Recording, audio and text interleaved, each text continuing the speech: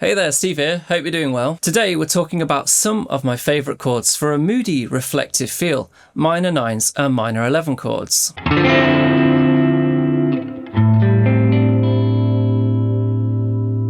Minor 9 chords are a natural extension of minor 7 shapes. They still sound mellow and emotive, but that added ninth gives them a slightly rounder, more spacious feel. It's subtle, but it adds a really nice layer of complexity, perfect for creating a sad but beautiful kind of mood. Minor 9 chords are built using the 1, flat 3, 5, flat 7, and 9. So using a D minor 9 chord as an example, we would have the notes D, F, A, C, and E.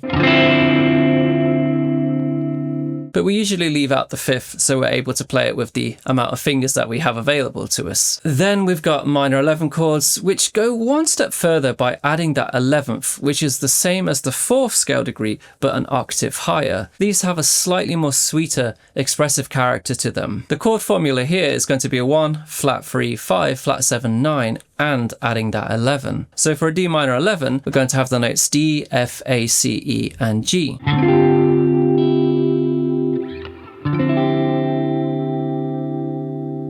I do love the sound of that chord. Both of these chord types work beautifully when used as your 2 or 6 positions in a major key. For example, in the key of C major, I could use D minor and A minor 9s and 11s. These are fantastic tools when you want to elevate a simple minor moment into something that's a bit more emotionally rich and expressive. Let's check out some creative ways you can drop these chords into your progressions. Starting a song on a minor 9 can provide a smoother feel compared to going with a straight minor chord. For example, in this song, I Can't See, notice how the song feels a bit smoother starting on a minor 9 compared to a straight minor chord.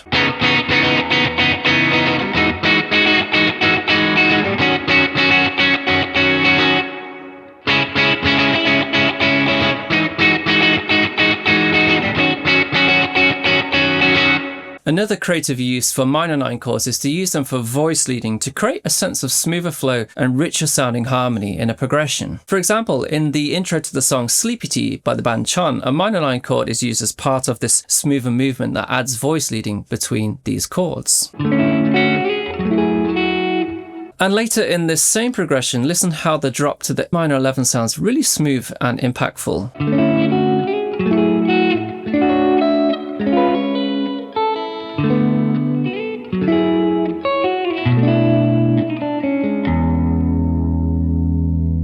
By the way, if you're enjoying this style of learning, then this is exactly what I am teaching in my new Creative Chords course. It's to help you build, refine, and expand your emotive chord vocabulary. And to do that, I'll take you on a guided tour of the best, beautiful, emotive, expressive chords, so you know exactly which chords to reach for to craft emotional, expressive progressions. And right now, I'm running a launch special of 20% off with the code CREATIVE20. Just enter it at checkout. Check the link in the description to learn more. Thank you very much. All right, now that you're starting to get a hang of these minor chords, it's time to put them into action. I've got a drum track lined up for you to experiment playing these minor 9 and minor 11 voicings. The first thing to decide is what chord to start on, which scale degree. Remember that you can start either on the 2nd or 6th for these types of chords. For my example, I'm starting on the 2nd, which is a D minor 9 in the key of C major. And because I want to practice moving between different minor chord voicings, I'm going to add the 6th and the 3rd to my progression. So I'm going to end up with the chords D minor 9,